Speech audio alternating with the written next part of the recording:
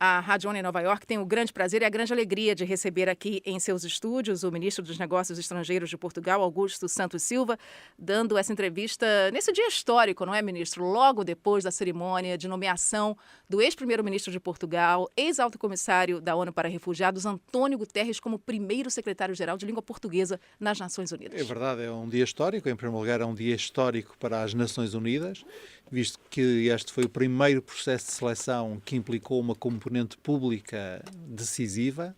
Em segundo lugar, é um dia histórico para todos os países que falam português, que falam a língua portuguesa.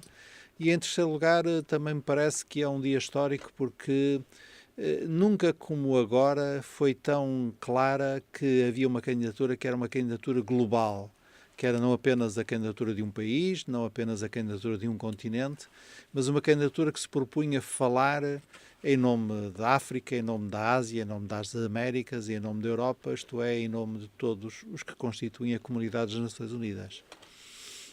E uma candidatura, ministro, que mostrou desde o começo, desde aquelas votações informais, né, que nós chamamos de straw poll em inglês, um claro favoritismo, né, uma liderança clara no que se propunha.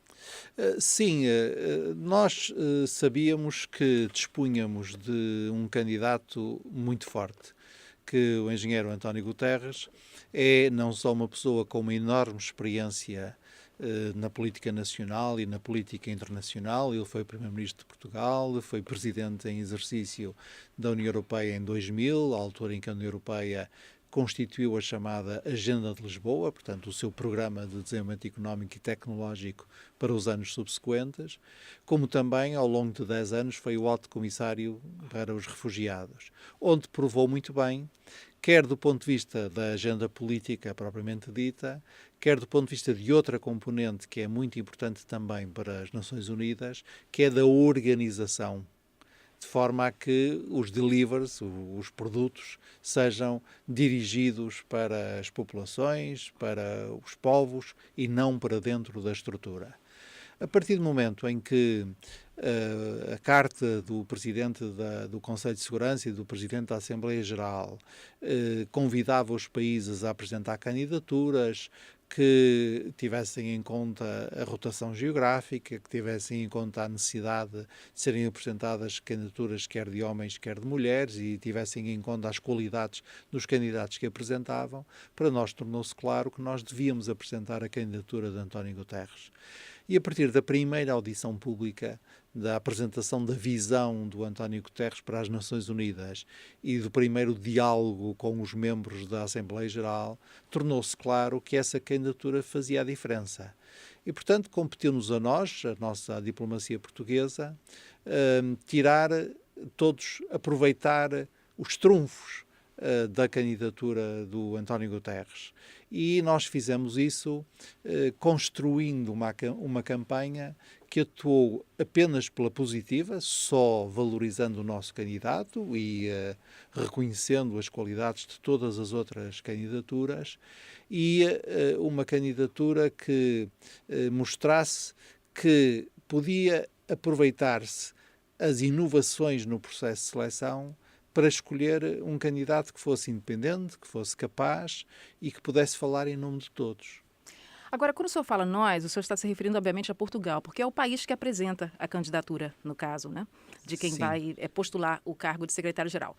Mas, ministro, eu gostaria que o senhor falasse um pouco também, como vários analistas dizem, que essa também é uma vitória da diplomacia portuguesa. Como é que se faz um secretário-geral para um país que apresenta essa candidatura? Nós procuramos valorizar aquele que é o nosso ativo principal. E o ativo principal de Portugal é ser um país conhecido como um construtor de pontes. Porque está na Europa e pertence à Europa, mas tem ligações históricas profundas com a América Latina e com a África e com a Ásia. Porque está na Europa, mas por via da Aliança Atlântica tem uma ligação muito forte à América do Norte, e porque é um país cujo registro nas Nações Unidas tem sido sempre um registro positivo. Das vezes que foi membro do Conselho de Segurança, cumpriu bem o seu papel. Quando teve a presidência da Assembleia Geral das Nações Unidas, cumpriu bem o seu papel e, portanto, toda a candidatura foi construída na base destes dois pilares. O primeiro, as qualidades pessoais do candidato António Guterres. E o segundo, a capacidade de Portugal como construtor de pontes. A senhora disse há pouco que era uma candidatura portuguesa. É verdade, no sentido formal, porque eram os governos que tinham que apresentar candidatos e, portanto, foi o governo português que apresentou a candidatura. Mas desde a primeira hora foi claro que também era a candidatura da África. Desde a primeira hora foi claro que era também uma das candidaturas da América Latina. E desde a primeira hora foi claro que era também uma das candidaturas do grupo europeu. E isso foi muito importante para a candidatura de António Guterres. Nós conseguimos fazer uma campanha que mostrou que António Guterres era o melhor candidato para a Assembleia Geral, isto é, para o conjunto dos 193 Estados-membros, era o melhor candidato para o conjunto do Conselho de Segurança. Logo a primeira votação, Stropol, que deu 12 votos de encorajamento e 3 abstenções ao António Guterres, mostrou isso. E era também, ponto igualmente importante, um candidato que não colocava nenhum problema a nenhum dos membros permanentes do Conselho de Segurança. E problema em que sentido, ministro? Problema no sentido em que nenhum membro do Permanente Conselho de Segurança tinha nenhuma espécie de razão para dizer com este secretário-geral nós não conseguiríamos trabalhar, portanto este não pode ser secretário-geral. Ministro Augusto Santos Silva, o senhor lembrou aí, bem lembrado, a eleição de Portugal para o Conselho de Segurança. Nós estávamos aqui, cobrimos essa eleição nessa época, e Portugal, naquele momento, concorria com Austrália e Canadá e venceu por uma margem enorme. 2 países de língua inglesa. Existe alguma influência, o fato de falar português, nesse mundo diplomático? Ajuda?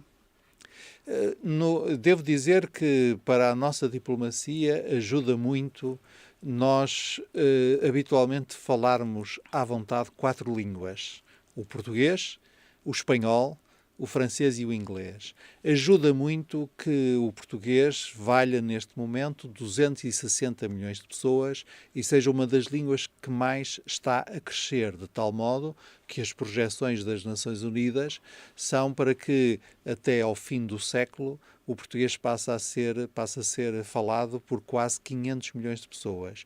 Ajuda muito que, em conjunto com o espanhol, 2 línguas cujos falantes se entendem facilmente. Estão próximos ali na Península Ibérica. Nós representamos 800 milhões de pessoas e ajuda muito o facto de o padrão, o standard, para um português escolarizado é justamente o de falar a sua língua materna e o de falar fluentemente o inglês, quando não o inglês, o francês e o espanhol. E, portanto, eu estou a dizer isto apenas porque também no domínio linguístico Portugal é um construtor de pontes. E isso foi sentido rapidamente pela comunidade internacional, ou melhor dito, mais humildemente, nós sentimos muito rapidamente que a candidatura de António Guterres era uma candidatura global.